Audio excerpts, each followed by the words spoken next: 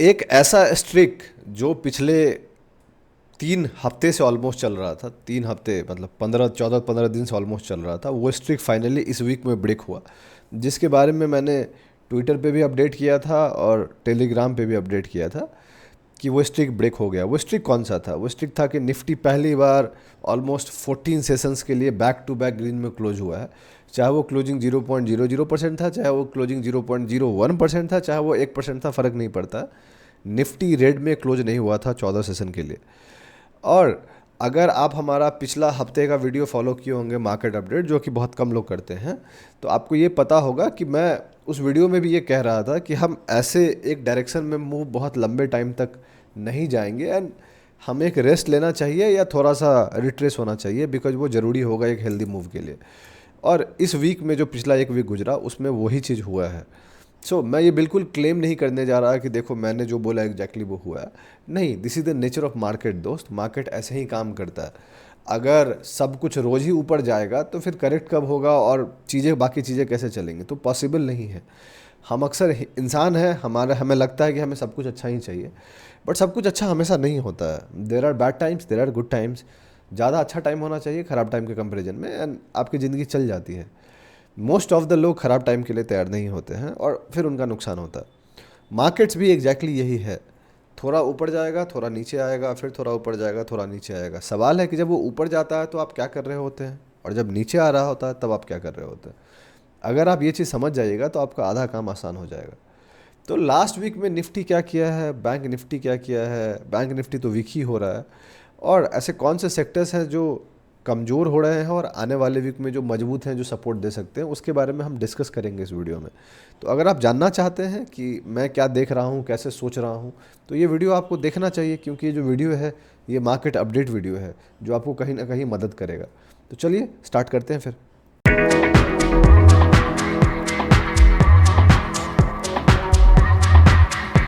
कैसे हैं आप लोग?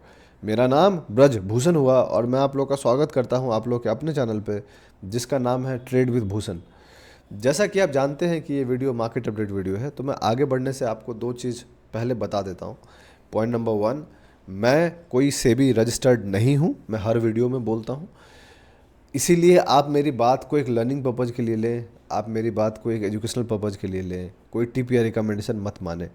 मैं जो भी बात करता हूँ मेरी खुद की एनालिसिस होती है, जो मैं खुद देखता हूँ, समझता हूँ, सीखता हूँ और उसके बारे में बात करता हूँ। इसलिए आप ब्लाइंडली उसको फॉलो मत कीजिएगा। हम इंसान हैं, हम गलत हो सकते हैं, प्लस मैं मानता हूँ कि हमसे गलती होती है, तो हम अपनी गलती से सीखते हैं, right. We need to be humble enough to accept it. हम भगवान नहीं हैं, ना ही बन सकते हैं। तो ये हो गया पहला पॉइंट। पॉइंट नंबर 2, आप कोई भी फाइनेंशियल डिसीजन लेने से पहले अपने फाइनेंशियल एडवाइज़र को जरूर डिस्कस करें, बिकॉज वो सही लोग होंगे आपको एडवाइस करने वाले। हम जैसा इंसान सही लोग नहीं होगा एडवाइस करने वाला, बिकॉज हमें एग्जैक्टली नहीं पता कि आपका रिस्क क्या है, हमें एग्जैक्टली नहीं मालूम कि आपकी माइंडसेट क्या है, आपको नहीं पता कि मेरी रिस्क क्या है, आपको ये नहीं पता कि मेरी माइंडसेट क्या है। तो हम दोनों का वाइब मैच नहीं होगा, हम लोगों की समझ मैच नहीं होगी, तो ऑब्वियस है कि मैं सही इंसान नहीं होऊंगा आपको सजेस्ट करने वाला। तो ये बात हो गई। तो इसीलिए आप वैसे लोगों को ढूंढें जो फाइनेंशियल एडवाइज़र हैं आपके, जिनसे आपकी माइंडसेट मैनेज होती है और जो आपको समझते हैं, जानते हैं, ताकि वो आपको मदद कर पाएंगे। अब चलते हैं आगे। तो मार्केट ने लास्ट एक वीक में थोड़ा सा करेक्ट किया है, जो कि करेक्ट नहीं बोलूँगा, रिट्रेस किया है, जो कि बहुत ज़रूरी थी। एक स्ट्रक्चर बस ऐसा बन रहा है, जो पिछला ऑल टाइम हाई बनाए थे 2-3 वीक पहले, 4 वीक पहले, उसके बाद 3-4% के लिए नीचे गए थे, फिर हम बैक टू बैक ऊपर गए। उस जोन को जब हमने ब्रेकआउट करके एक नया हाई बनाया था, तो वो शायद एक फेक ब्रेकआउट हो रहा है जो वो दिख रहा है। तो शायद ये भी इंडिकेट कर सकता है कि हम शायद यहाँ से ऊपर अभी नहीं जाना चाहते हैं और हल्का सा हम नीचे हल्का सा जाना चाहते हैं। तो चलते हैं चार्ट्स पे और बात करते हैं।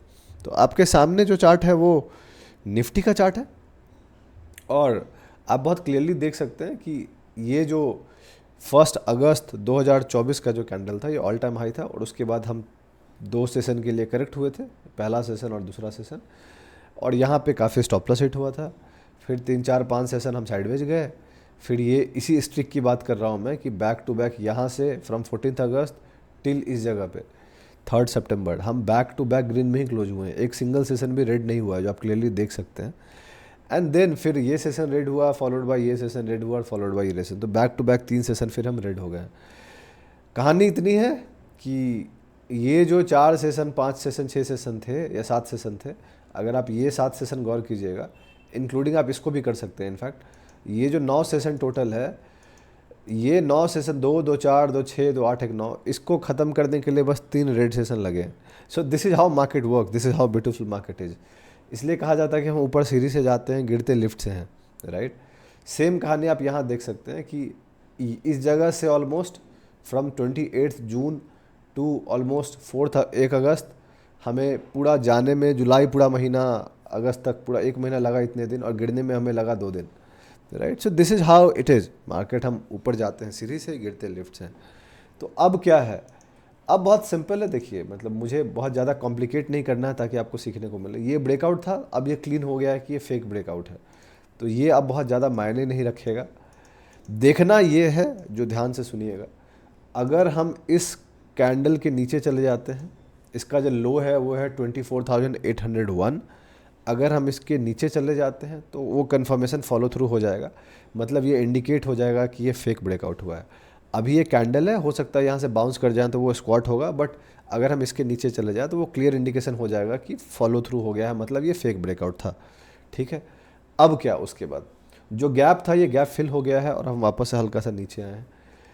जब तक ये लेवल, जो मैंने एक ही लाइन ड्रॉ करके रखा है ताकि आपको आसान समझ में आ जाए, 23,891 का लेवल जो है, जो कि ऑलमोस्ट जोन में कैलकुलेट कीजिएगा तो आपको पता चलेगा 23,900 से लेके 24,000 के बीच में जो जोन है, ये वाला जोन, ये जो जोन आपको दिख रहा है, मैं जोन ड्रॉ नहीं करूँगा बट मैं लाइन ड्रॉ करके छोड़ दिया हूँ।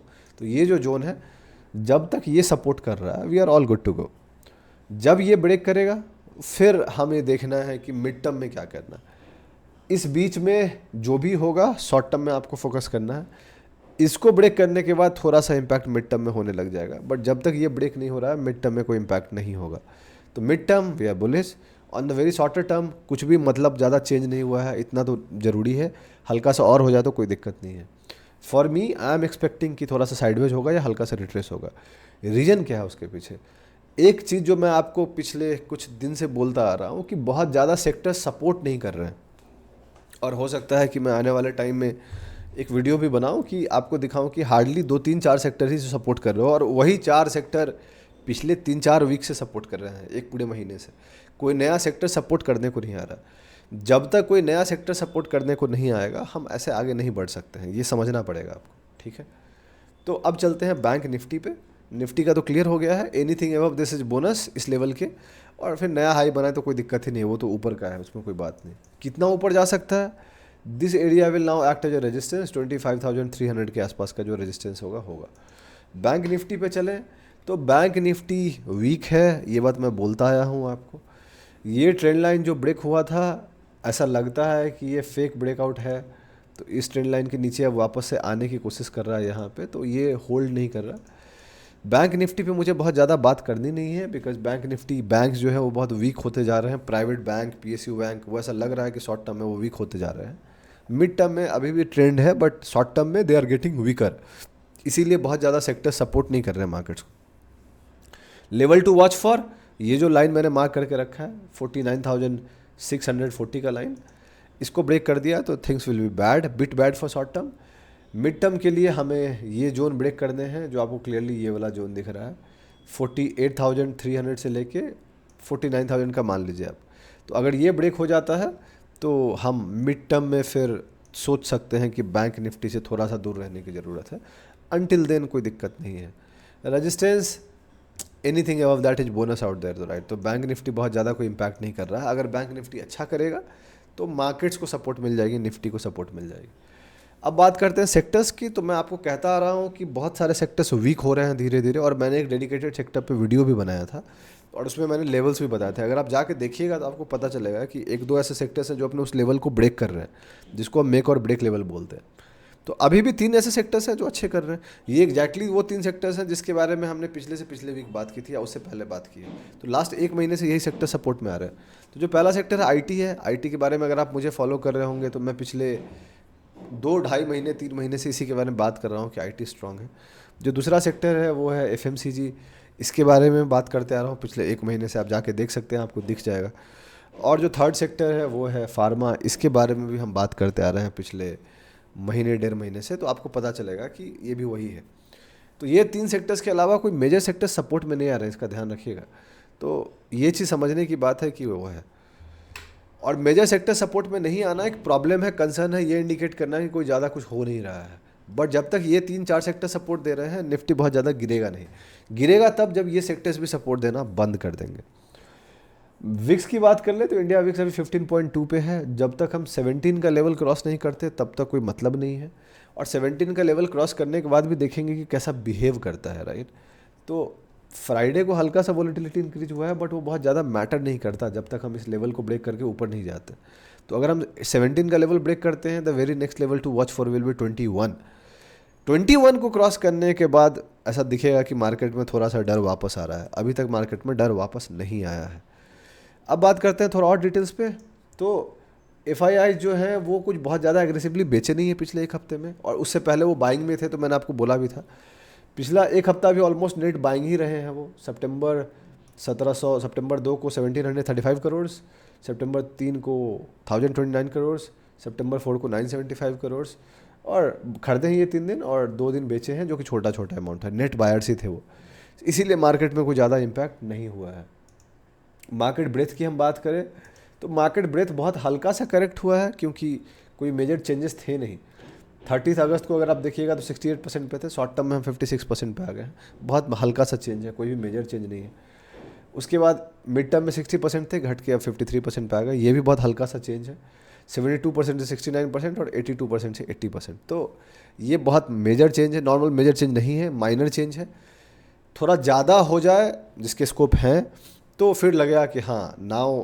और वैसे भी अगर आप ओवरऑल स्टॉक्स देखिएगा तो आपको पता चलेगा कि जो कमज़ोर स्टॉक्स हैं वो कमज़ोर हो रहे हैं, कुछ स्टॉक्स हैं जो मजबूत हैं तो वो रह रहे हैं मजबूत। तो यही है टोटल मार्केट अपडेट। क्या करना है, एक आसान भाषा में बोलूँ, जो कमज़ोर स्टॉक में स्टॉप लॉस हिट हो रहा है उसको लेकर निकल जाइए, जो मजबूत स्टॉक है उसको ट्रेल कीजिए। मैं एग्जैक्टली वही कर रहा हूँ।